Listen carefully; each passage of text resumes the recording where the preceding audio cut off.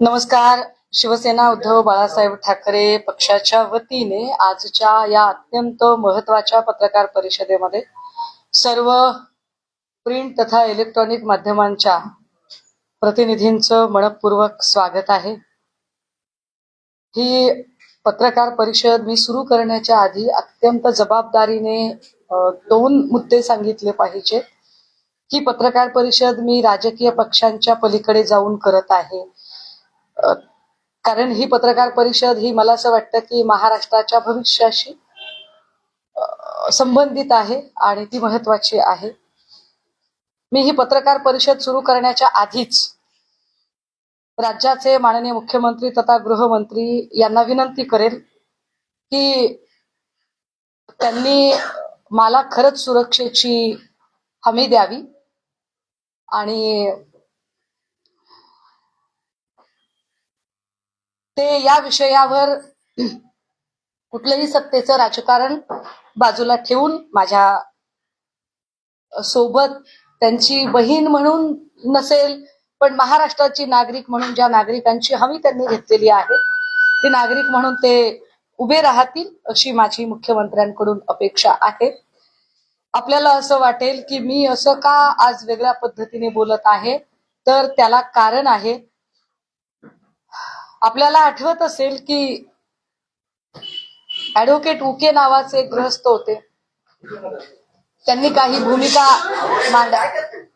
भूमिका मांडायचा प्रयत्न केला होता आणि त्यानंतर उके यांच्यावर काय पद्धतीच्या रेड पडल्या. अर्थात माझ्यावर रेड टाकायला हायच क्या आपने पास. पण ह्या सगळ्या शक्यतांचा मी विचार करते की मला काय काय पद्धतीने त्रास दिला जाऊ शकतो. मला याची कल्पना आहे की अशाच पद्धतीने नवाब मलिकजी यांनी काही मुद्दे समोर आणले होते. नंतर नवाब मलिकजींच्या सोबत काय झालं हे उभ्या महाराष्ट्राने बघितलेलं आहे आणि उभ्या महाराष्ट्राने नवाब मलिकजींच्या अगदी 85% किडनी डॅमेज होईपर्यंत, त्यांच्या लिव्हरला प्रॉब्लेम होईपर्यंत आणि नंतरचा सगळा पट आपल्या सगळ्यांना कल्पना आहे. त्यामुळे हे सुरक्षेचे 2-3 मुद्दे मांडले. यानंतर जरा महत्वाच्या विषयाकडे येते. साधारणतः 13 तारखेला सकाळी म्हणजे भल्या पहाटे सावरीमध्ये एक मोठी ड्रगच्या संदर्भाने कारवाई झाली. ही कारवाई होताना मी आपल्याला सांगितलं पाहिजे की साधारण 3 कारवाया त्याच्या आधी सलगपणे झालेल्या आहेत. त्याच्यामध्ये 11 तारखेला जी कारवाई झाली होती ती एकाच वेळेला वर्धा आणि मुलुंड या ठिकाणी झाली होती. मुलुंडला जी कारवाई झाली त्यातनं जे काही धागेदोरे मिळाले त्या धागेदोरे घेऊन पुढे पुण्याला कारवाई झाली. पुण्यामध्ये राष्ट्रवादी काँग्रेस अजित पवारजी यांच्या पक्षाचा पदाधिकारी असणारा विशाल मोरे याला ताब्यात घेतलं गेलं. माझ्या माहितीप्रमाणे विशाल मोरेला अजून त्याचा जामीन झालेला नाही, तो आत आहे आणि विशाल मोरेची चौकशी सुरू झाली. विशाल मोरेकडून काही माहिती मिळाली आणि विशाल मोरेच्या माहितीच्या आधारे एक दुसरी कारवाई झाली. ती कारवाई होती सावरी मधली. सावरी हे गाव कुठं आहे तर सावरी हे गाव साधारणतः साताऱ्यापासून 40 किलोमीटर अंतरावरचं हे गाव आहे. सावरी गाव हे बामनोलीच्या जवळ असणारे गाव आहे. या गावाच्या संबंधाने मी जरा गावाचे लोकेशन आधी आपल्याला दाखवलं पाहिजे. अर्थात हे आपण टीव्हीला वगैरे बघितलेलं आहे लोकेशन. हा पूर्ण मावशीचा परिसर आहे सातारा जिल्ह्यातला. या परिसरामध्ये एक भाग आहे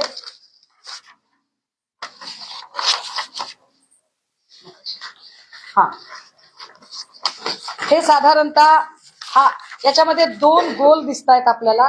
या 2 गोलचा अर्थ काय तो मी सांगेन, पण आधी मी हा फोटो आपल्याला दाखवला पाहिजे. हे जे ब्ल्यू कलर दिसतोय हे कोयनेचं बॅक वॉटर आहे. मी स्वतः हे इतके तपशील सांगते कारण मी सावरीत जाऊन आले आणि एक एक गोष्ट बघितलीये आणि सावरीतल्या प्रत्येक बाबी मी सावरीमध्ये आपल्याला सगळ्यांना घेऊन जाण्याचाही विचार केला होता. पण एक तर रस्ता अत्यंत अवघड आहे. या अवघड रस्त्यावरनं सगळे पत्रकार येऊ शकले असते का? लाईव्ह युनिट तिकडे नेणे शक्य नव्हते. दुसरं असं की मी तिकडनं लाईव्ह करणं शक्य नव्हतं कारण रेंज अजिबात नाहीये. हे बॅकवॉटर आहे कोयनेचं इथे साधारणतः एक बांधकाम दिसत आहे. हे रिसॉर्ट आहे. हे रिसॉर्टचं बांधकाम आहे. इकडे अजून काही भाग दिसतोय. इथे आतल्या बाजूला स्विमिंग टँक आणि बऱ्याच गोष्टी तयार होत आहेत. आता याच्या सोबतच जे मी आपल्याला दुसरा दाखवला हिस्सा, तो साधारणतः म्हणजे हा मोठा गोल जो आहे, हा मोठा गोल म्हणजे रिसॉर्ट आहे आणि हा छोटा गोल म्हणजे तो पत्र्यांचा शेड आहे, ज्या शेड मध्ये ही कारवाई झाली. हे अंतर साधारणतः आपण बघा. इथे आपल्याला साधारण जर आपला कॅमेरा जर झूम करू शकला तर हा एक महामार्ग आहे जो गावामध्ये जातो. हा महामार्ग गावात जातो आणि याला जोडून एक पांढरी रेषा आपल्याला दिसतेय. हा साधारणतः 1200 मीटरचा रस्ता आहे सिमेंट कॉन्क्रीटचा. हा 1200 मीटरचा सिमेंट कॉन्क्रीटचा रस्ता, याचे साधारणतः माझ्याकडे अजून निविदा आली नाही, पण जी मी माहिती घेतली त्यानुसार हा 75 लाख रुपये किमतीचा हा रस्ता बांधलेला आहे. हे विशेष आहे की बघा, इथे एकही गाव दिसत नाही, इथे घर नाहीये, इथे लोकवस्ती नाहीये, इथे वर्दळ नाहीये, इथे कुठेही माणसं राहत नाहीत. मग 75 लाख रुपये किमतीचा रस्ता इकडे का दिला? हे सिमेंट कॉन्क्रीटचा रस्ता का बांधला इथे? हे फार विशेष आहे की हा सिमेंट कॉन्क्रीटचा रस्ता का बांधला? जर इकडे एकही माणूस नाही, गाव नाही, घर नाही, वर्दळ नाही, तर या शेडला जोडणारा रस्ता का केला गेला? जर आपण पायी चालत गेलो तर 15-20 मिनिटं लागतात. जर आपण या ठिकाणी गाडीने चालत गेलो तर साधारणतः 5 मिनिटं लागतात. मी आता आपल्याला हा फोटो दाखवला पाहिजे. हे शेड आहे, हे रिसॉर्ट आहे. या रिसॉर्ट मध्ये साधारणतः आता 7-8 रूम बांधून तयार आहेत आणि जो आतला भाग मगाशी दाखवला त्याच्यामध्ये खाली अजून वेगवेगळ्या अमेनिटीज तयार होत आहेत. हे इकडे काम, त्याची गिट्टी आणि फरशा आहेत. हा पत्र्यांचा शेड आहे. ठीक आहे. इकडे एक डस्टर गाडी थांबलेली आहे जी कारवाईसाठी गेलेली होती. आता कारवाईसाठी गाडी गेली होती आणि ही साधी गाडी आहे. आता याच्या नंतर या सगळ्यांमध्ये ही जी कारवाई झाली, या कारवाईमध्ये 45 किलोचं ड्रग सापडलं. या 45 किलो मध्ये मी आपल्याला त्याची किंमत थोडी हायलाइट केली पाहिजे. मी काही लोकांना विचारत होते आणि मी काल अख्खा दिवस त्याची माहिती घेत होते. साधारणतः 52 ग्रॅम जर ड्रग्ज घ्यायचा असेल तर 52 ग्रॅम ड्रग्जला 10 लाख रुपये लागतात. 52 ग्रॅम ड्रग्जला जर 10 लाख रुपये लागतात तर 45 किलो ड्रग्जला किती? तर ते साधारणतः 115 कोटी रुपये होतात. 115 कोटी रुपयाचं ड्रग्ज या ठिकाणी सापडलं आणि ही बातमी फारशी काही हायलाइट होत नाही. हे विशेष. बरं, आता ही माहिती मी तुम्हाला देते, ही इंटर रिलेट कशी होते बरं? तर मी सांगितलं पाहिजे की हे रिसॉर्ट कुणाच्या मालकीचं आहे. हे रिसॉर्ट साधारण प्रकाश शिंदे या व्यक्तीच्या मालकीचं आहे. प्रकाश शिंदे कोण आहेत? प्रकाश शिंदेचा काय संबंध आहे आणि प्रकाश शिंदे इकडे का गेले होते? तर या शेडला, हे जे शेड आहे, या शेडला याचा मालक आहे गोविंद शिनकर. गोविंद शिनकरच्या शेडची चावी ही ओंकार डिगेने मागितली. ओंकार डिगेला सावरी गावामध्ये काळू नावाने ओळखतात. हे काळू नाव साधारणतः ओंकार डिगे. प्रकाश शिंदेचं हे रिसॉर्ट आहे. हा जो शेड आहे, हा शेड गोविंद शिनकरच्या मालकीचा आहे. गोविंद शिनकरच्या मालकीचा आहे हे मी कसं काय सांगू शकते? तर त्याची तुम्हाला मी 7/12 दिली पाहिजे. येस, पत्र्याच्या शेडमध्ये ड्रग सापडला आणि या शेडची 7/12 गोविंद शिनकरच्या नावची आहे. ही गोविंद शिनकरची 7/12. या गोविंद शिनकर कडून चावी घेतली ओंकार डिगेने, असं गोविंद शिनकरने माहिती दिलेली आहे. ती माहिती आलेली आहे पुढे. आता याच्या नंतर जे रिसॉर्ट आहे, ते रिसॉर्ट हे प्रकाश शिंदे नावाच्या माणसाच्या मालकीचं आहे. त्याची ही 7/12. हे प्रकाश शिंदे. आता प्रकाश शिंदेच्या नावची ही 7/12. मी एक एक गोष्ट इंटर रिलेट करत सांगेल आपल्याला. बघा, ओंकार डिगे तिकडे होता. ओंकार डिगेला ताब्यात घेतलं आणि सोडलं असं प्रत्यक्षदर्शी सांगतात. त्याला ताब्यात घेऊन का सोडलं याची उत्तर अजून मिळत नाहीत. दुसरी महत्वाची गोष्ट की जर साताऱ्यामध्ये हे सगळं घडत होतं तर याच्यासाठी मुंबईचे पोलीस का गेले, साताऱ्याच्या पोलिसांना ही गोष्ट का कळली नाही. घाटकोपरचे क्राईम ब्रँचचे PI आत्मजी सावंत यांनी ही कारवाई केली. आत्मजी सावंत यांनीच मुलुंडला धाड टाकली होती. आत्मजी सावंत यांनीच विशाल मोरेला ताब्यात घेतलं होतं आणि आत्मजी सावंत हेच साताऱ्यामध्ये गेलेले होते. आता इथपर्यंतची ही गोष्ट झाली. हे सगळं इथे अजून एक माणूस होता जो फरार झाला. हे हॉटेल कुणी चालवायला घेतलं होतं, हे रिसॉर्ट कुणी चालवायला घेतलं होतं, तर रणजित शिंदे नावाच्या माणसाने चालवायला घेतलं होतं. रणजित शिंदे कोण आहे त्याच्या नेमणुकीचं पत्र जर आम्ही दाखवलं पाहिजे. हा रणजित शिंदे हा एकनाथ शिंदे साहेबांच्या गटाचा, कारण ओरिजिनल शिवसेना आम्हीच आहोत, हा एकनाथ शिंदे साहेबांच्या गटाचा हा युवा सेनेचा तालुका प्रमुख आहे. त्याचं हे नियुक्तीपत्र आहे. हा नुसता तालुका प्रमुख नाही, एकनाथ शिंदे साहेब ज्या मूळ गावचे आहेत त्या गावचा हा सरपंच आहे. दरेगावचा हा सरपंच आहे. मी खुलासे अजून करत जाईन. मी म्हणून म्हटलं की माननीय मुख्यमंत्र्यांनी मला सुरक्षा दिली पाहिजे. या सगळ्या संबंधाने काही गोष्टी त्यानंतर पुढे आल्या की 45 किलो ड्रग सापडलेला होता, पण ओंकार डिगे ताब्यात घेऊन का सोडण्यात आला. हा जो रणजित शिंदे आहे, हा रणजित शिंदे कुठे आहे, काय झालं त्याचं नेमकं. रणजित शिंदेच्या संबंधाने मी अजून एक माहिती आपल्याला दिली पाहिजे. ती माहिती अशी की तो दरेगावचा तर सरपंच आहेच आहे, पण रणजित शिंदे हा ते हॉटेल चालवत होता. हे हॉटेल त्याने का चालवावं, त्याचा काय संबंध आहे आणि प्रकाश शिंदे नेमके कोण आहेत. तर the most important thing, the suspense of the story, Prakash Shinde हे माननीय मुख्यमंत्री उपमुख्यमंत्री एकनाथ शिंदे साहेब यांचे सख्खे भाऊ आहे. प्रकाश संभाजी शिंदे हे एकनाथ संभाजी शिंदे यांचे सख्खे भाऊ आहे. एकनाथ संभाजी शिंदे यांचे दुसरे बंधू सुभाष संभाजी शिंदे.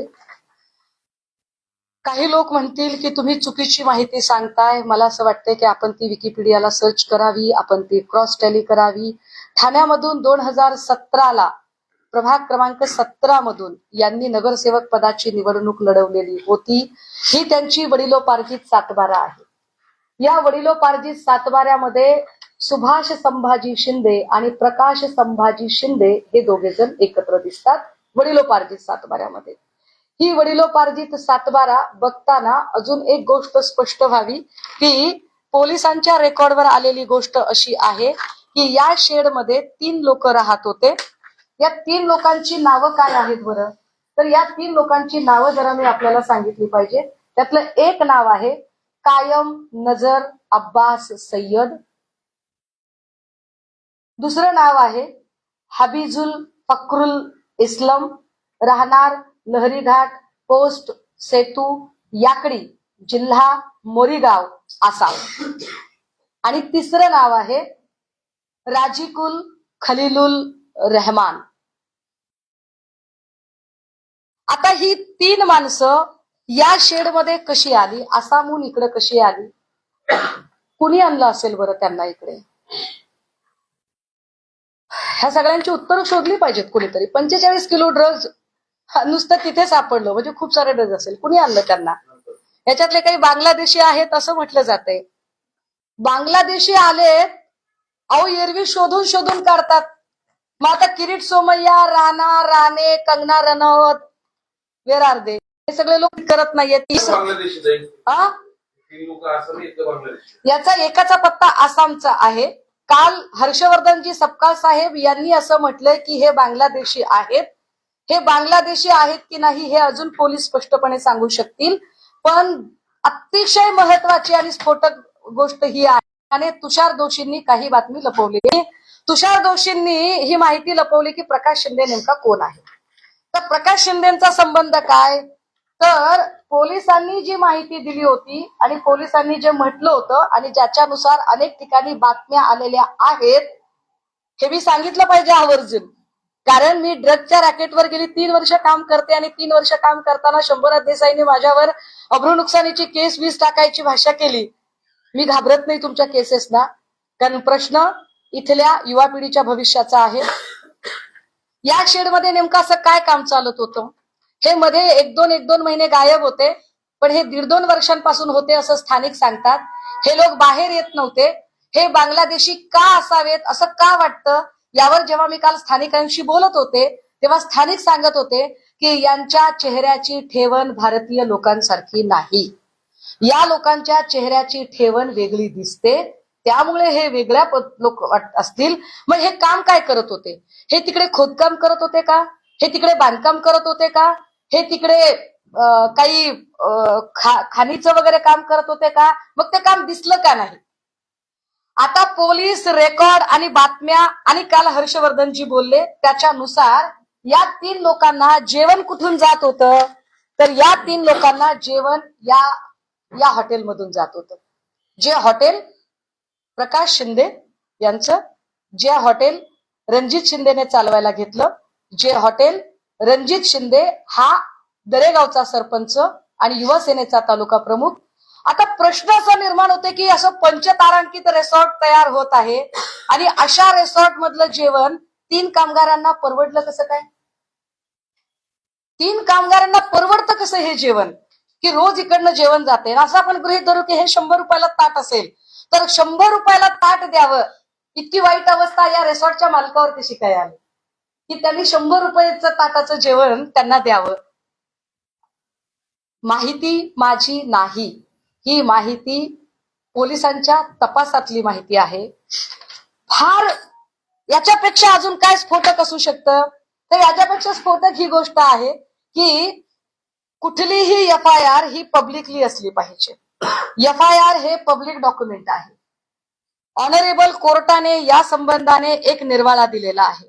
त्या निर्वाळ्यात असं म्हटलेलं आहे की it has been held in the about judgement by the honourable जज of Bombay High Court that FIR when recorded is a public document. Moreover, when the copy of the FIR is forwarded to the court and the same is registered by court is also becomes a public document, and hence the police officer are bound to furnish certified copy of the FIR U/S 76 of the Indian Evidence Act. However, it is copy thereof. Therefore, direction has been given to all police officers in Mumbai city to furnish of the FIR to the accused on application. की FIR हे public document आहे आणि police are only the custodial of that FIR. They are not the owner of FIR. Police हे मालक नसतात, त्यांच्या कस्टडीमध्ये FIR असते आणि अशी FIR ही कुणालाही मिळायला हवी. किंबहुना आता ऑनलाईन पद्धतीने प्रत्येक FIR ही ऑनलाईन टाकणं भाग आहे. मात्र मी आपल्याला आवर्जून सांगितलं पाहिजे की या सगळ्यांच्या संबंधाने ही जी प्रेस नोट पोलिसांनी काढली हे फार विशेष आहे. बघा, पोलिसांनी पहाटे कारवाई केली, पोलिसांनी प्रेस नोट काढली. पोलिसांच्या प्रेस नोट मध्ये 45 किलोच्या ड्रगचा विषय आला, पण पोलिसांच्या या प्रेस नोट मध्ये जी 3 नावं मी वाचली, 3 नावं याच्यात नाहीयेत. ती 3 नावच याच्यात नाहीयेत. मी FIR शोधण्यासाठी जंगजंग पछाडलं. मी 2 दिवसांपासून, मला उशीर का लागतोय, 13 तारखेपासून आज 17 तारीख, मी 4 दिवस झाला हैराण आहे आणि मी काहीही प्रयत्न केले. अगदी मी बांगलादेशी लोक म्हणतात की दुसरी 3 नावं, हीच 3 नावं ही बांगलादेशी आहेत की नाही ते त्यांनी सांगावं, आम्हाला काही माहित नाही. स्थानिक म्हणतात की ते आपल्या देशातले नाहीत. स्थानिक म्हणतात की त्यांचे चेहरे हे भारतीय लोकांसारखी त्यांच्या चेहऱ्याची ठेवण नाही. त्यांची नावं तिथे जे लोक जमली होती धाड टाकताना त्यांच्या समोर, पंचांच्या समोर जी नावं आली होती ती 3 नावं होती. I repeat once again.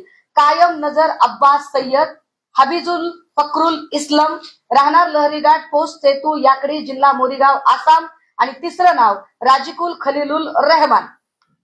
ही 3 नावं आहेत. मी काय म्हणते, मला जात आणि धर्मात पडायचं नाहीये. मला आता याच्यात पडायचंय की तुम्ही बांगलादेशी शोधून शोधून करता ना.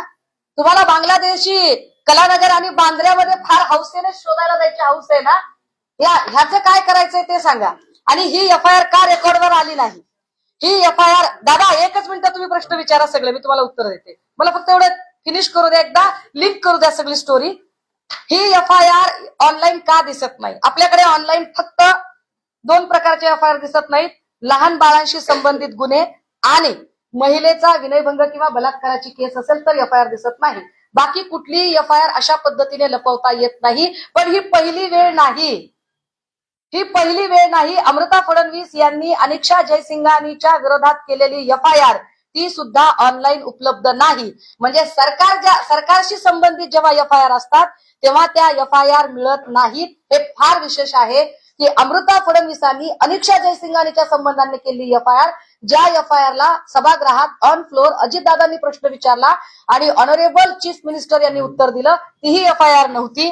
आता यामध्ये जे हॉटेल आहे, आता असं म्हणतील की हे हॉटेलच नाहीये बाबा, हे की नाही, हे हॉटेल नाहीये, हे तर प्रायव्हेट रिसॉर्ट आहे. प्रायव्हेट रिसॉर्ट असेल तर माझा प्रश्न की प्रायव्हेट रिसॉर्ट वरून या लोकांना जेवण कसं गेलं? आणि जर हॉटेल आहे तर हॉटेलशी संबंधित पुन्हा मला अजून काही प्रश्न विचारायचे आहेत. हॉटेलशी संबंधित, आता हे हॉटेलच आहे, हे कमर्शियल हॉटेल आहे, हे मी आपल्याला सांगू शकते. ते असं की या हॉटेलचं नाव हे हॉटेल तेज यश असं आहे. तेज यश कोण आहेत बरं? तर तेज आणि यश ही प्रकाश शिंदे यांची दोन मुलं आहेत.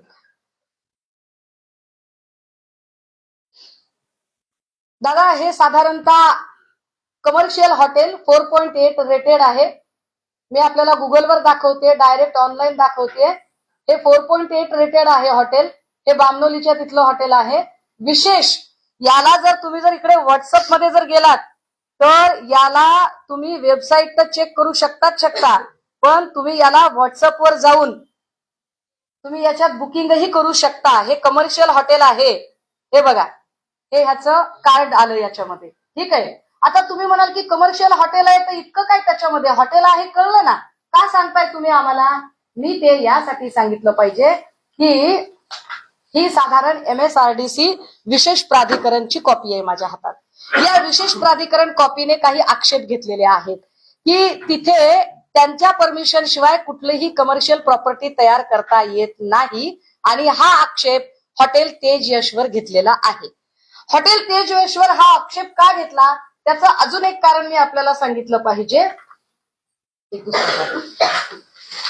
तुम्ही अजून एक आपल्याला कारण सांगितलं पाहिजे की यामध्ये विशेष कोयना धरणाच्या परिक्षेत्रामध्ये किमान 75 मीटर अंतरापर्यंत तिथे कुठलेही बांधकाम करता येत नाही.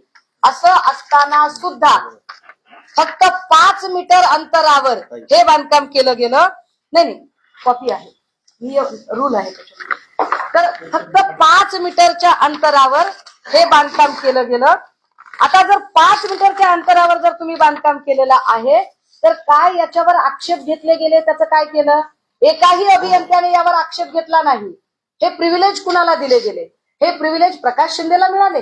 115 कोटीचं ड्रग जिथे सापडतं आणि ज्याच्या जागेशी संबंधित गोष्टी आहेत त्याच्यावर काहीच कारवाई होत नाही, त्याचा उल्लेख सुद्धा येत नाही, त्याच्यावर चर्चा केली जात नाही. तुषार दोषी असं सांगतात की प्रकाश शिंदे हा दुसराच कुणीतरी माणूस आहे.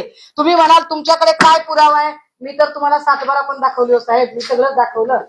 मी अजून तुम्हाला काही गोष्टी दाखवते. हा रणजित शिंदे आहे.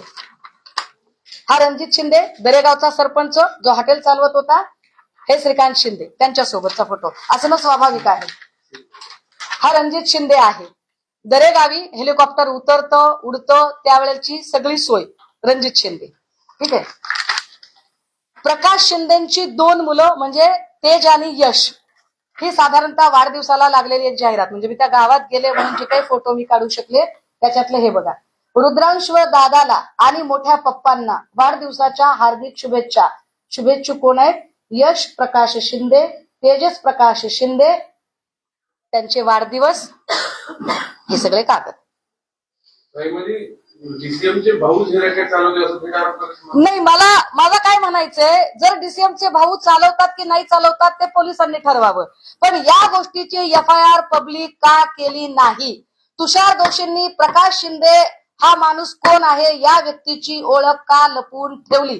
अनेक पत्रकारांनी, पुण्यातले, कोल्हापूरमधले, साताऱ्याचे, मुंबईचे अनेक पत्रकारांनी तुषार दोषींना संपर्क करून प्रकाश शिंदे नेमका कोण आहे याची माहिती घेण्याचा प्रयत्न केला, तेव्हा तुषार दोषींनी माहिती भरकटवण्याचा प्रयत्न का केला?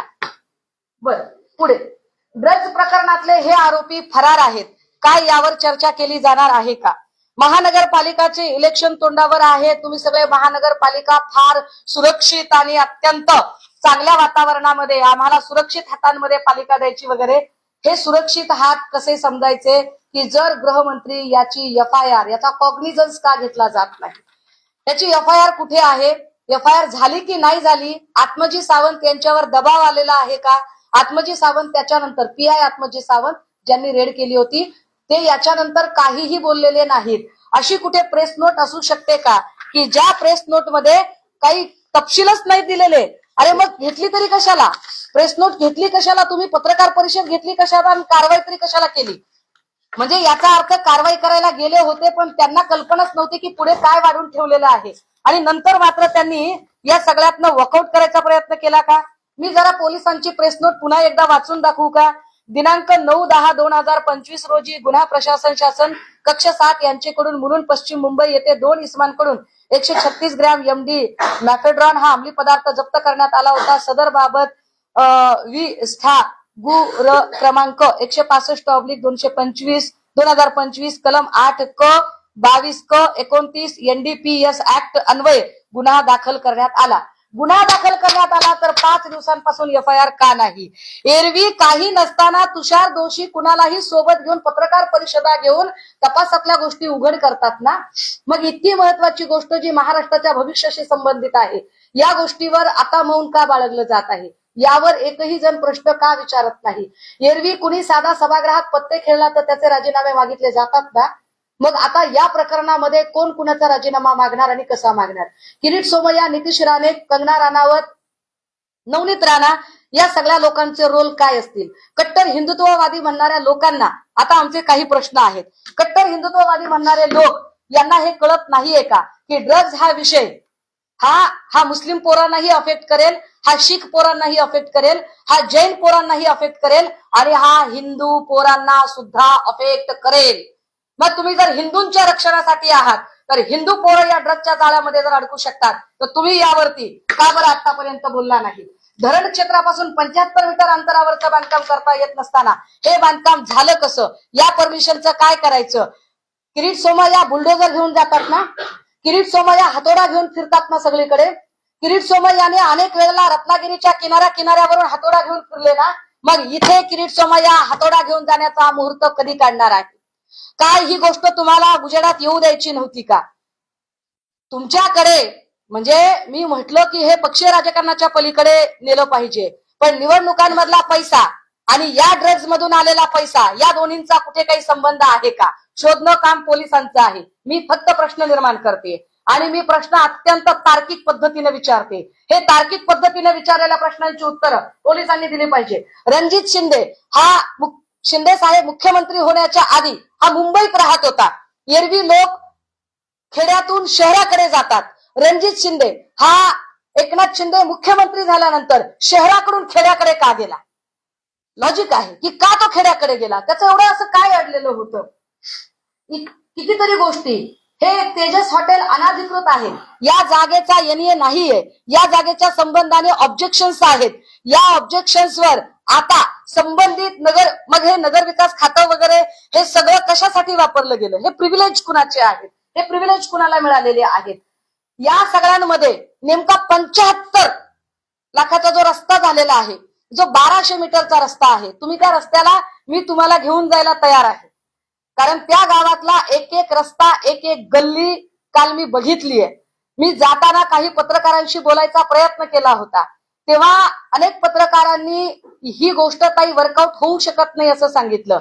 मला असं वाटलं की तरीही मी गेलो पाहिजे. मला कल्पना नाही की आता जे काही मी बोलते हे किती ठिकाणी ऑनलाईन दिसत असेल, किती ठिकाणी ऑन एअर गेलं असेल, आय डोंट नो, परंतु ही गोष्ट तितकीच महत्वाची आहे की महाराष्ट्राच्या भविष्याची जर खरंच चिंता असेल आणि लोकशाहीचा चौथा खांब म्हणून आपण सगळ्यांवर माझा विश्वास आहे, आपल्या सगळ्यांबद्दल मला आदर आहे आणि आपण सगळ्यांनी हा विषय उचलला पाहिजे, सांगितला पाहिजे, बोललो पाहिजे की या राज्याच्या उपमुख्यमंत्र्यांच्या भावाच्या हॉटेलचा संदर्भ पोलिसांनी का घेतला होता, काय संबंध होता नेमका. आणि जर ते म्हणतील की दोन प्रकाश शिंदे वेगळे आहेत तर मी वडिलोपार्जित सातबारा दाखवली, मी सगळ्या प्रकारचे फोटो दाखवले, तुम्ही विकिपीडिया सर्च करा, मी याच्या पलीकडे जाऊन त्याच्या संबंधाने असणारी माहिती की प्रकाश शिंदेची 2 मुलं, त्यांच्या पत्नीचं नाव आय थिंक राजश्री शिंदे आहे, मी एक माहिती व्हेरीफाय करून 4 दिवस त्याच्यावर माथापच्ची केल्यानंतर इथपर्यंत पोहोचलीये. मला माहित नाही की माझ्या पाठीशी कोण उभे राहील की नाही, परंतु लढणे माझा धर्म आहे, मी लढलं पाहिजे. कारण मी ज्या कॉज साठी राजकारणात आहे ते कॉज जर मी करू शकत नसेल तर थू असेल माझ्या जिंदगीवर, त्यामुळे मी बोललं पाहिजे. हर्षवर्धनजी म्हणाले की कुणीतरी ठाण्याचा माणूस, हर्षवर्धनजी कुणीतरी ठाण्याचा नाही, ठामपणे नाव घ्या, ठामपणे बोला. आपण सगळेजण आपण सत्याग्रही आहोत, आपण सेवा दलाच्या चळवळीतनं आले आहोत, तुम्ही सेवा दलाच्या, मी सेवा दलाच्या चळवळीतनं. मला कल्पना आहे तुम्ही लढणारे आहात, तुम्ही माझ्या पाठीशी उभे राहणारे आहात. पक्षीय राजकारण बाजूला ठेवूया, पण सगळ्या पक्षातल्या लोकांनी या मुद्द्यावर आलं पाहिजे एकत्रित. एकाच वेळेला 3 कोटीची कॅश सापडली त्या ठिकाणी असं काही बघणारे लोक सांगतात, खरं खोटं आम्हाला माहित नाही, खरं खोटं आम्हाला माहित नाही, पण 3 कोटीची कॅश सापडली असं सांगतात, एवढा मोठा ड्रग्ज साठा सापडला असं सांगतात. हे सगळं कसं झालं, काय झालं, इतक्या आडवळणावर. म्हणजे जो रस्ता मी दाखवते किंवा जे मी घाट रस्ता दाखवते की अरे ते किती इतक्या आडवळणावर तिकडे कसं काय, कोणाचं लक्षच गेलं नाही. पण ती हद्द नेमकी एकनाथ शिंदेचीच कशी काय येते. अजूनही रणजित शिंदे फरार कसा होऊ शकतो आणि ओंकार डिगेला ताब्यात घेऊन का सोडून दिलं. MH46 BO 2828 ही गाडी कुणाची आहे, गाडी तुम्ही शोधा. MH11 व्हाईट कलरची एर्टिगा गाडी ओंकार डिगेला घ्यायला आली होती असं प्रत्यक्षदर्शी सांगतात. गावातले भीती वाटते त्यांना, त्यांच्या जीवाची भीती वाटते. स्थानिकचे पत्रकार सांगतात, कितीतरी लोक, पण ते म्हणतात ताई आमचं नाव नको यायला, आम्हाला भीती वाटते ताई. MH11 पांढऱ्या रंगाची एर्टिगा ओंकार डिगेला घ्यायला आली होती, पोलिसांच्या समोर ओंकार डिगे गाडीत बसून गेला असं प्रत्यक्षदर्शी सांगतात. यावर पोलिसांचं काय म्हणणं आहे, कुणी सोडलं, काय केलं, यावर कधी बोलायचं आहे. गुडी सगळं. ओंकार डिगे याच्यावर याच्या आधी पोक्सोचा गुन्हा दाखल होता राहिला असं प्रत्यक्षदर्शी सांगतात. ओंकार डिगे हा थोडासा गुन्हेगारी स्वरूपाचा आहे, विकृत थोडासा आहे. मला वाटते आज पुढारीने यावर एक बातमी केलेली आहे, सकाळने बातमी केली. विशेष सकाळची एक बातमी अजून महत्वाची म्हणजे ह्या सगळ्या पेपर, मी या सगळ्या लोकांचे आभारी आहे. मला याच्यात काही कुणाचं ऍडव्हर्टायझिंग करणं, मार्केटिंग करणं हे काही माझ्या डोक्यातच नाहीये, परंतु याचे संबंध आंतरराष्ट्रीय तस्करीशी आहेत. काहीतरी मी आता नाव विसरले, ते सलाम सलीम लोढा असं काहीतरी नाव आलं ते. तर ह्या आंतरराष्ट्रीय तस्कराशी संबंध या घटनेचा आहे असं सांगितलं जातंय. हा ओंकार डिगे जो फरार आहे, सावरीतील जागा नाही तर हे काय आहे गौड बंगाल, आणि यावर इतकी गोपनीयता का पाळली जाते. अनिक्षा जयसिंघानीचं प्रकरण अशाच पद्धतीने दडपलं गेलं. आणि होय, मी पुन्हा अनिक्षा जयसिंघानी प्रकरण काढेल, मी पुन्हा गोविंद शिनकरवर बोलेल, मी पुन्हा ओंकार डिगे, रणजित शिंदे, प्रकाश शिंदे यांच्यावर बोलेल. यानंतर या क्षणानंतर मला काटा जरी मोडला तरी संपूर्ण पत्रकार परिषदेत सगळ्या पत्रकारांच्या समोर हे मी सांगितलं पाहिजे की त्याची जबाबदारी आज पत्रकार परिषदेत मी जेवढी नावं उच्चारलेली आहेत त्या प्रत्येकाची ती जबाबदारी असेल. प्रकाश शिंदेचं जे नाव घेत आहे ना, एकनाथ शिंदेचे भाऊ असलेले पुरावे तुमच्याकडे आहेत. एकनाथ शिंदेनी मदत केली काय, म्हणजे एकनाथ शिंदेचे रॅकेट चालवत होते का, किंवा त्यांचे भाऊ हे रॅकेट, पोलीस सांगतीलच, तुमचा थेट आरोप आहे का. माझं असं म्हणणं आहे की प्रकाश शिंदे हे त्याचे मालक आहेत. ही गोष्ट तुषार दोषींनी का लपवली. पत्रकारांनी त्यांना विचारलेलं होतं, स्पष्टपणे विचारलं होतं, ही माहिती का लपवली. गेल्या 5 दिवसांपासून ही माहिती का लपवली जाते आणि त्याच्याही पुढे जाऊन अजून तर्कशुद्ध प्रश्न विचारते. असं गृहीत धरू की नाही बाबा तो प्रकाश शिंदे दुसरा कुणी आहे, ओके, मी माफी मागते सगळ्यांच्या समोर. तो प्रकाश शिंदे कोणी दुसरा आहे. मग 115 कोटीचं ड्रग जिथे सापडतं आणि ज्याच्याशी संबंधित की या हॉटेलमधून जेवण जात होतं आणि या हॉटेलच्या 7-12 प्रकाश शिंदे नावाच्या माणसाच्या नावावर आहेत, त्या प्रकाश शिंदेचा साधा उल्लेख किंवा त्या प्रकाश शिंदेला का सोडून दिलं, का त्याला अटक केली नाही? जर तो साधा माणूस आहे तर का अटक केली नाही?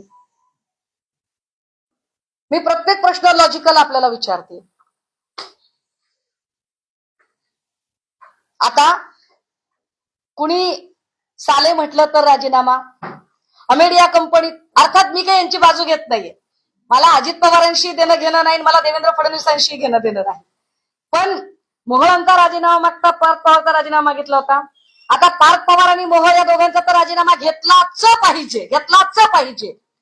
पोराचं नाव येतंय म्हणून जर बापाचा राजीनामा मागितला जातो तर त्याच न्यायाने भावाचं नाव येतं म्हणून भावाचा राजीनामा मागितला पाहिजे.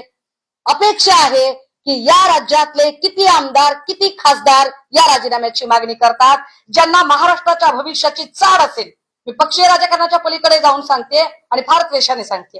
ज्यांना महाराष्ट्राच्या भविष्याची चाड असेल, ज्यांना महाराष्ट्रातल्या पोरांचं एक निरोगी आयुष्याची चाड असेल, असे किती आमदार आणि किती खासदार ठामपणे या राजीनाम्याची मागणी करतात? किती जणांच्या पाठीला कणा आहे, स्पाईन आहे, जे राजीनामा मागणी करू शकतात?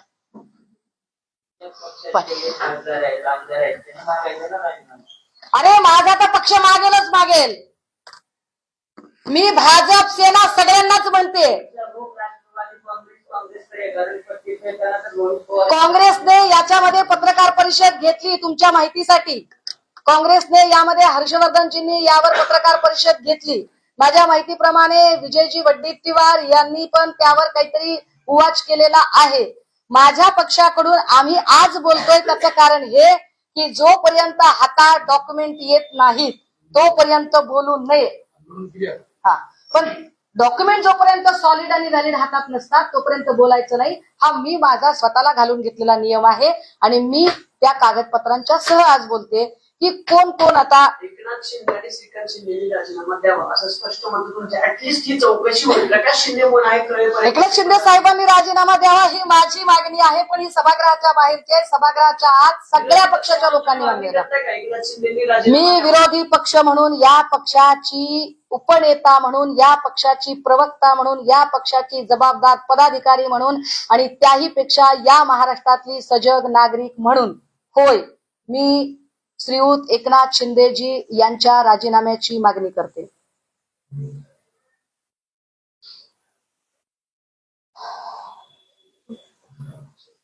ओके, काही असं थेट आरोप तुम्ही करा. मी आरोप करत नाहीये दादा, मी आरोप करत नाहीये. मी काय म्हणते की हा कोण प्रकाश शिंदे आहे ते शोधा ना. का तुम्ही याच्याबद्दल गोपनीयता बाळगली? मी तर काही कागद दाखवली तुम्हाला.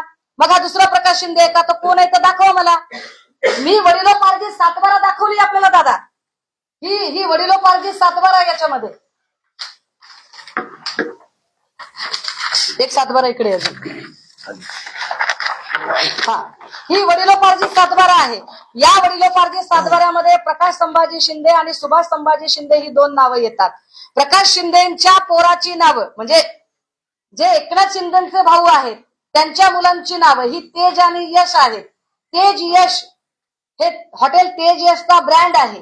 हा ब्रँड अनेक ठिकाणी याचे हॉटेल्स आहेत. आता जर याच्या उपर जर म्हणणं असेल की नाही ही व्यक्ती वेगळी आहे तर चला तेही मान्य करते. असं म्हणणं आहे का की ह्याच्यापेक्षा वेगळी व्यक्ती आहे, चला ती व्यक्ती दाखवा. बाप दाखवा नाही तर श्राद्ध करा. बोला. पत्रा शेड आहे जिथे ड्रग्ज सापडलं तिथं 7-12 नेमकं कोणाचं नाव? गोविंद शिनकरच्या नावाचा आहे. घ्या तुम्हाला 7-12 पाहिजे असेल तर घ्या. हा गोविंद शंकर यांचे प्रकाश शिंदे संबंधित आहे. नाही, गोविंद शिनकरचा काही संबंध नाहीये. गोविंद शिनकरने जो जबाब दिला किंवा गोविंद शिनकरची जी माहिती पुढे येते त्यानुसार त्याचं असं म्हणणं आहे की ओंकार डिगे माझ्याकडे चावी घ्यायला आला, मी त्याला वापरायला दिली. मात्र तो असंही काही ठिकाणी सांगतो की ओंकार डिगेला मी भाडे तत्वावर जागा दिली होती, असं ह्या गोविंद शिनकरचं म्हणणं आहे. गोविंद शिनकरचा हा 7-12 आहे. ओंकार डिगेचा आणि एकनाथ शिंदेचा काही संबंध आहे? कुठे सापडले का? ओंकार ओंकार डिगेचं नाही, पण फरार रणजित शिंदे हा दरेगावचा सरपंच आहे. रणजित शिंदे हा ते हॉटेल चालवायचा. पोलिसांनी हीच गोष्ट, पोलिसांनी पण प्रेसमध्ये आणि इतरत्र मला वाटते अनेक वर्तमानपत्रांनी पण ही गोष्ट सांगितली की या 3 लोकांच्या जेवणाची व्यवस्था किंवा त्यांना जेवण जात होतं कुठून, तर या हॉटेलमधून जातं. कारण दुसरीकडे कुठं हॉटेलच नाहीये. सगळ्यात महत्वाचं की 1200 मीटरचा सिमेंट कॉन्क्रीटचा रस्ता बांधला कशासाठी? हा रस्ता का बांधला तुम्ही? हा रस्ता बांधायची तुम्हाला काय गरज पडली होती तिथे? जर ते लोकेशन जर नीट बघितलं तर तुम्ही काय हे 2 इकडे ते रिसॉर्ट आहे, सॉरी इकडे रिसॉर्ट आहे, हे कोयनाचं बॅकवॉटर आहे, 5 मीटर पेक्षा कमी अंतर आहे, 75 मीटरचा रूल आहे. मग इकडे तुम्ही हे का केलं? आणि हा साधारणतः महामार्ग आहे गावातून जाणारा आणि हा पांढऱ्या रंगाचा हा सिमेंटचा मार्ग आहे आणि इकडे एकही घर नाहीये. जर इकडे एकही घर नाहीये तर इकडे सिमेंटचा रस्ता बांधायचं कारण काय? क्लॅरिफिकेशन द्यावं लागेल. ज्यांनी निविदा काढली, ज्यांनी पैसे खर्च केले, क्लॅरिफिकेशन द्यावं लागेल की हा रस्ता का बांधला गेला. पत्रा शेड पासून हॉटेल पर्यंत नाही, महामार्गाचा जो रस्ता आहे गावात जाणारा त्याच्यापासून ते पत्रा शेड पर्यंत आहे, हॉटेल पासून नाही दादा. नाही, मी एकनाथ शिंदेकडून असं म्हणत नाहीये. मी गेली 3 वर्ष ड्रगच्या संबंधाने भांडतेय. ललित पाटीलच्या केसमध्येही मी खूप भांडत राहिले. माझी पुन्हा मी याच्यावरती भूमिका मांडली की मी एक जागरूक बहीण म्हणून, आई म्हणून विचार करते की हे कुणाच्याही घरात घडू शकतं. आज आमची पोरं शाळा कॉलेजात शिकतात, आम्ही सगळ्या सुविधा आमच्या लेकरांना देऊ शकतो, पण शाळेच्या गेटवर जर ड्रग्ज पोचत असेल आणि ते जर आमच्या लेकरांपर्यंत पोहोचलं तर आम्ही काय करायचं? हा विचार पक्षीय राजकारणाच्या पलीकडे, जात आणि धर्माच्या पलीकडे जाऊन माणूस म्हणून हा विचार करणं जास्त गरजेचं आहे. आणि यावर मला खरंच अपेक्षा आहे की या राज्यातल्या सगळ्या पक्षाच्या खासदारांनी संसदेत सुद्धा बोललं पाहिजे की एकाच वेळेला 115 कोटीचा साठा, 45 किलो, मला वाटतं आतापर्यंतची ती सगळ्यात मोठी कारवाई असेल. आतापर्यंत वाढवणा बंदर वगैरे इकडे तिकडे काय ज्या कारवाया झाल्या, आणि मी अशी माझ्या सुरक्षेची का बरं मी गरज व्यक्त करते? कारण याच्या आधी जज लोया असतील, उके असतील, नवाब मलिक असतील, ह्या सगळ्या लोकांच्या सोबत काय काय त्यांना त्रास झाला हे सगळं समोर आहे. अधिवेशनामध्ये दादा ही कारवाई 13 तारखेला पहाटे घडलेली होती. मला वाटतं ही 10 वाजता तिकडे स्थानिक जमलेले होते. 11, 11:30 ही बातमी फुटली. त्यानंतर नागपूरपर्यंत ही बातमी थडकायला दुपारचे काहीतरी 1:30-2 वगैरे वाजलेले होते आणि त्यावेळेला अंतिम आठवडा प्रस्ताव मांडून झालेला होता आणि नंतर तर काय वाइंडअपच केलं अधिवेशन, असा तो विषय होता. परंतु या विषयावर येणाऱ्या अधिवेशनात चर्चा व्हावी ना. ते उठवणार नाहीत अशी शंका तुम्हाला का वाटते? नाही, पण आता ते कुठे, त्यांचा कार्यकाळ संपला ना. मी माझ्याकडून आता ही माहिती राष्ट्रवादी काँग्रेसच्या खासदार संसद रत्न सुप्रियाताई सुळे यांना पाठवलेली आहे. मी त्यांना फोनवर कॉन्टॅक्ट करायचा प्रयत्न केला परंतु फोन लागला नाही. कदाचित त्या कामकाजामध्ये बिझी असतील, पण निश्चितपणे मी त्यांच्यापर्यंत पोहोचवेल. मी त्यांच्यापर्यंतच का पोहोचवेल याचं उत्तर लगेच देते, कारण तुमच्या मनात पुन्हा शंका येतात की तुम्ही त्यांनाच का सांगताय. तर एकतर त्या सलगपणे संसद रत्न आहेत, सभागृहात त्यांना बोलायला पुरेसा वेळ मिळतो, त्या मराठी, हिंदी, इंग्रजीमध्ये फार व्यवस्थितपणे मांडू शकतात आणि त्यांनी मांडावं, कारण त्या सुद्धा बहीण, लेक, आई म्हणून अत्यंत संवेदनशील आहेत, त्यामुळे त्याही मांडतील. आणि माझ्या पक्षाचे ओमराजे निंबाळकर, खासदार ओमराजे निंबाळकर हे ऑलरेडी लढतायत या मुद्द्यावर, हे लक्षात घ्या. कारण धाराशिव मध्ये सापडलेला जो काही ड्रगचा साठा होता, पण या साठ्याशी संबंध असणारे जे लोक होते त्यांना प्रवेश भाजपने दिला, हेही तितकेच उल्लेखनीय आहे. याच्यामध्ये तुम्ही जे म्हटलं हॉटेल आणि पत्र्याचं शेड, याच्यामध्ये रस्ता आहे, हे एक कनेक्शन. दुसरं म्हणजे जेवणाचं. नाही, हॉटेल आणि शेड मध्ये रस्ता नाही. मी पुन्हा क्लिअर करतो. तुम्ही रस्त्याचा महामार्ग, गावात जाणारा महामार्ग, त्याला जोडलेला रस्ता शेडकडे जातो, तो 1200 मीटरचा रस्ता. हॉटेलवरून जेवण 3 लोकांसाठी जात होतं, जे लोक शेडमध्ये राहत होते, अशी माहिती स्थानिकांकडून मिळते. अशीच माहिती वर्तमानपत्र आणि माध्यमांमध्ये आलेली आहे. म्हणून हॉटेल कुठे आहे हे आपण शोधलं, कुणाचं आहे हे शोधलं, तर ते प्रकाश शिंदे नावाच्या व्यक्तीचं निघालं. पण प्रकाश शिंदे हे एवढ्या मोठ्या व्यक्तीचे भाऊ आहेत, ही माहिती पोलिसांनी का लपवली, इतका साधा माझा प्रश्न आहे. Okay, thank you.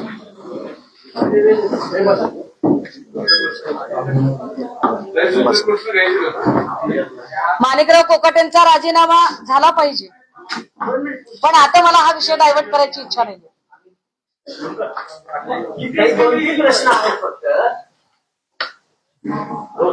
राणेंनी एक ट्विट केले, नितेश राणेंनी, गो मुंबईचा गो महादेवाचा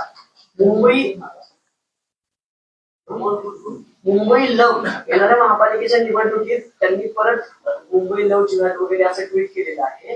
पुन्हा महापालिकेत तोच मुद्दा समोर आणून भाजप लढू पाहताय का?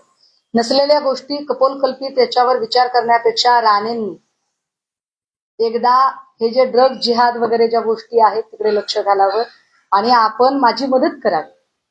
माझी राणेंना विनंती आहे, आपण माझी मदत करावी की हे जे लोक कोण आहेत, हे कोण आहेत, काय संबंध आहे. मी समजू शकते की पोलिसांच्यासाठी हा अत्यंत संवेदनशील विषय आहे आणि त्यामुळे तो तपास त्यांना बाहेर सांगता येणार नाही. पण FIR सुद्धा ऑनलाईन दिसू नये ही कमालीची. मग FIR केलीच का नाही इथपर्यंत प्रश्न निर्माण होतोय, पण FIRचा नंबर मात्र प्रेस नोट मध्ये दिसत आहे. त्यामुळे राणेंनी ते आधी बघावं. कल्पित गोष्टींवर चर्चा करण्यापेक्षा राणेंनी जो ड्रगचा मुद्दा जो हिंदूंशी संबंधित आहे, हिंदू पोरं त्याच्यामध्ये बहुसंख्याक हिंदू पोरं अडकू शकतात, त्याच्यावर बोलावं. माणिकराव कोकाटेंच्या संदर्भातला प्रश्न आहे, जो आरोप त्यांच्यावर झालेला आहे, त्याच्यावर आता त्यांच्या राजीनाम्याची मागणी केली जाते. काही वेळापूर्वी त्यांनी मुख्यमंत्री भेट घेतली, त्याच्यावर मुख्यमंत्री असं म्हणतायत की कोकाटेंचा खातं हे कुणाला द्यायचं असं सांगा, असा प्रश्न अजित पवारांनी केला अशी माहिती. त्यांची काय भूमिका आहे माणिकराव कोकाटे? मी कालच त्याच्यावरची माझी भूमिका स्पष्ट केलेली आहे की शिवसेनेची भूमिका ही स्पष्ट आहे. शिवसेना उद्धव बाळासाहेब ठाकरे पक्षाने स्पष्टपणे काल माणिकराव ठाकरे यांच्या राजीनाम्याची मागणी केलेली आहे. माणिकराव कोकाटे यांच्या राजीनाम्याची मागणी केलेली आहे. फक्त आत्ता आपण पुन्हा तो प्रश्न विचारून या पत्रकार परिषदेतला अत्यंत संवेदनशील विषय आहे तो डायव्हर्ट करू नये, इतकी माझी विनंती आहे. त्यांना अटक होऊ शकते ताई कधी माणिकराव कोकाटेंना, कारण अटक वॉरंट निघणार नाही, त्यांना अटक होऊ शकते. या सरकारच्या इतक्या धडाधड विकेट पडत आहेत तरीही हे सरकार पारदर्शकतेचे ज्या पद्धतीने स्वतःची पाठ थोपटून घेत गुणगान करत आहे, मला वाटतं या सरकारला जरा एक मोठा आरसा प्रेझेंट घेऊन देण्याची गरज आहे. काही गंमत बघा, दोन्ही उपमुख्यमंत्री सातत्याने अडचणीत येत आहेत की आणले जातात, काय कळत नाही. जर असं वाटत असेल दोन्ही उपमुख्यमंत्र्यांना की आपल्याला ठरवून अडचणीत आणलं जात आहे, तर त्यांनी अशा सत्तेत राहायचं कशाला बरं, बाहेर पडलं पाहिजे. का थांबतायत ते सत्तेमध्ये?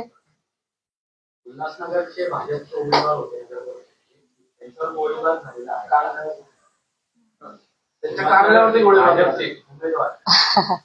अहो, जिथे गृहमंत्र्यांना मी एवढे प्रश्न आज विचारते की काय सावरी गावातलं नेमकं सत्य काय ते सांगा. FIR जिथं इतक्या सेन्सिटिव्ह विषयामध्ये तपास करणारा तपास अधिकारी आत्मजी सावंत यांना बोलताही येत नाहीये बाहेर, तिथे ग्रह खातं किती केविलवानं झालेलं आहे.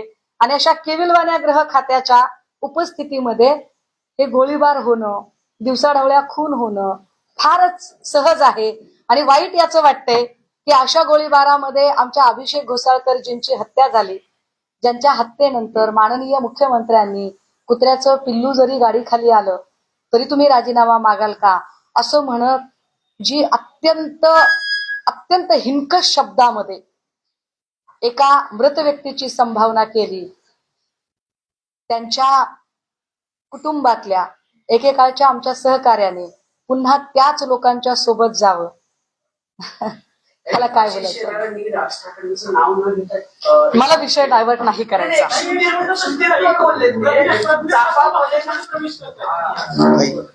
हा विषय महत्वाचा आहे. भाजपमध्ये प्रवेश करत आहे.